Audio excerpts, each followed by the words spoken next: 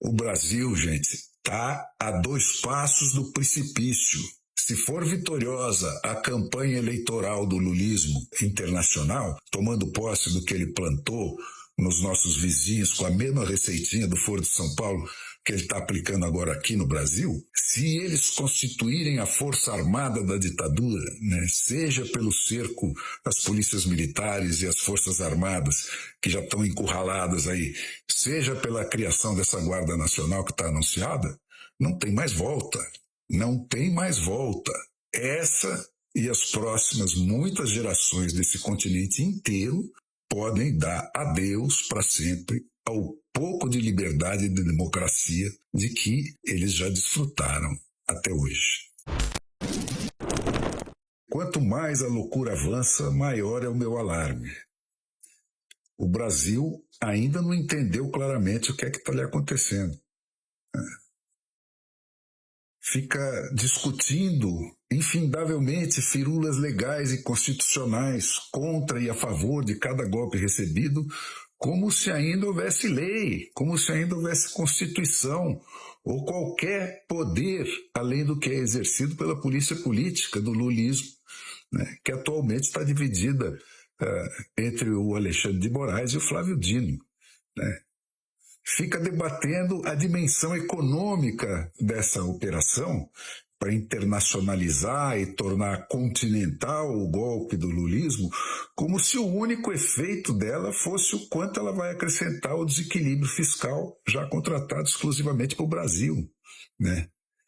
Isso é tudo que a gente vê na imprensa, e não só na assumidamente parceira da ditadura, né? Mas também entre os políticos que ainda resistem e os comentaristas de todas as tendências de dentro e de fora da internet, né? É assustador isso, né? E, no entanto, entender a situação não requer um esforço intelectual tão grande assim. O Senado votar Rodrigo Pacheco para presidente é o Senado votar a anulação de si próprio, né? O Rodrigo Pacheco foi plantado no posto em que ele está para não deixar o Senado ser Senado, né? Para castrar o Senado, né? Para impedir o Senado de reagir em favor dos eleitores dos senadores, né? A toda e qualquer agressão que vier da ditadura contra os direitos individuais dos cidadãos, né? Seja o de se defender dos abusos de poder das autoridades, né, especialmente os vindos do Supremo Tribunal Federal, né, seja o de manter qualquer sombra de autonomia dos estados da federação, como está sinalizado pela cassação sumária de um governador eleito no primeiro turno, né, para fazer todos os demais encolherem, e pelos ensaios para tirar deles as polícias militares que não obedecem a um comando único. Né? Tudo tem que ser único, né? Tudo que vem do PT tem que ser único. E só isso basta para definir o que ele é, né? Não precisa mais nenhum raciocínio muito sofisticado. Agora, a única explicação racional do voto de uma maioria de senadores nesse sentido só pode ser a corrupção, né? Então, o Senado surge como a instituição mais podre da República depois do Supremo Tribunal. E por que isso está assim? Porque ele é a segunda menor e a segunda mais alta figura da hierarquia do sistema, né? Para tomar o STF, né, para que bastam tomar 6, né, dos 11, e o Senado, que basta um posto no lugar certo, é o caminho mais econômico e mais rentável para tomar o poder sem fazer força. Essa é a inovação genuinamente brasileira, né, made in Foro de São Paulo, né, que se não revoga o Gramsci, que já está instalado, né, torna ele obsoleto para a próxima etapa do processo em diante, né? Por quê? Porque está difícil mesmo ganhar a eleição sem nenhuma proposta para a realidade do terceiro milênio, né?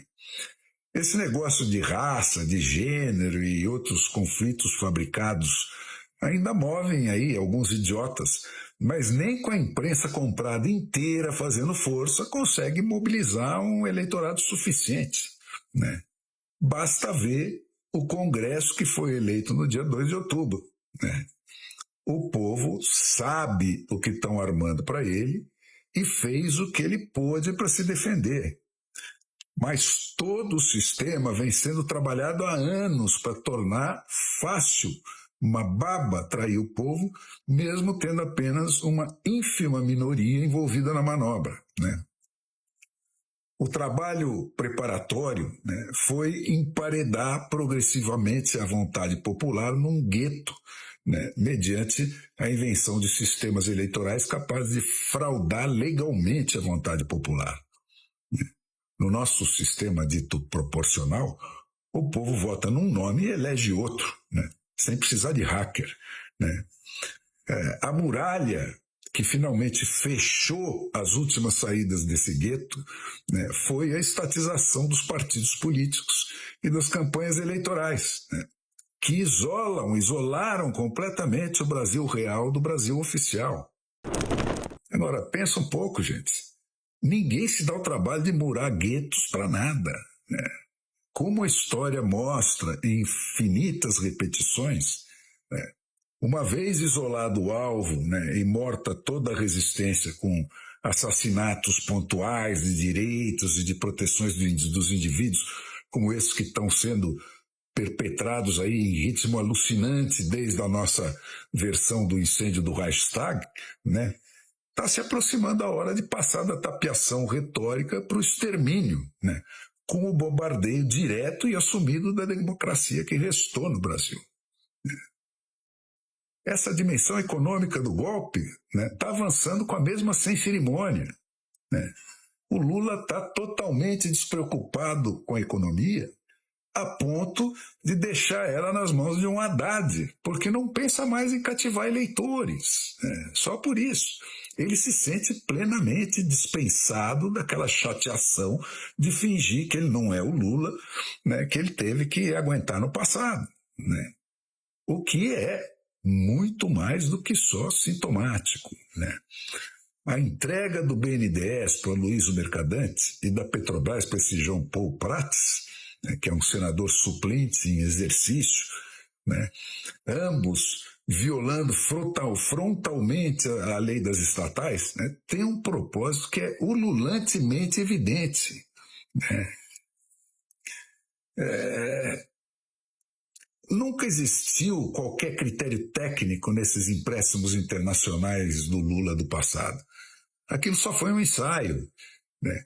Se tivesse o interesse de negócio que ele está alegando agora, na cara de pau que o caracteriza, né, se esses empréstimos fossem mesmo rentáveis ou seguros, né, os bancos privados já estariam nessa parada há muito tempo. Agora, pensa 2 segundos, né? Que juro seria necessário hoje para cobrir o risco Argentina, por exemplo? Qual a razão daquele país estar falido e bloqueado em todos os bancos do mundo, com exceção da UTI financeira do planeta, que é o Fundo Monetário Internacional, né? E os riscos de Cuba e Venezuela, então, né? Não é que existe dúvida, gente. O Brasil já tomou calote desses todos, né? Não é... E vai queimar mais dinheiro lá? Queimar nada. O Lula sabe exatamente o que é que ele está comprando com esse dinheiro, né? E ele está comprando para lá de barato. O chefe da campanha eleitoral nacional do Lula, posto na presidência, para presidente do Brasil, posto na presidência do banco que vai materializar a campanha internacional do Lula para presidente policucarátil das Américas Central e do Sul, né?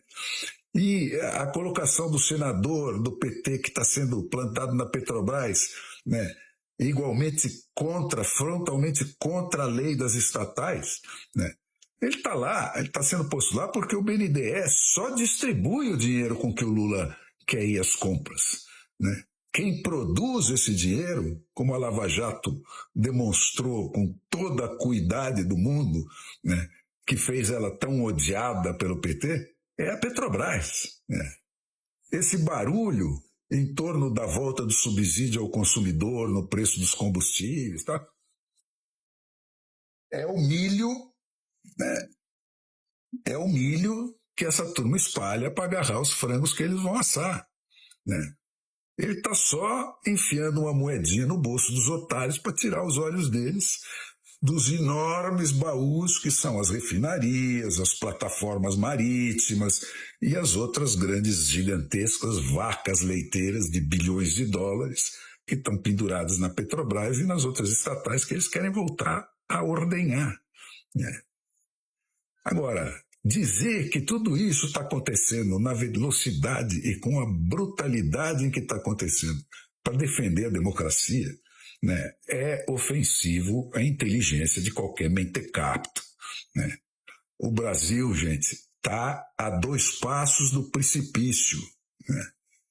Se for vitoriosa a campanha eleitoral do lulismo, né, internacional, tomando posse do que ele plantou nos nossos vizinhos com a mesma receitinha do Foro de São Paulo que ele está aplicando agora aqui no Brasil, né?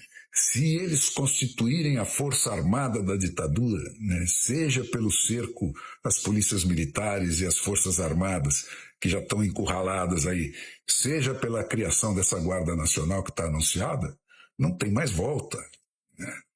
Não tem mais volta.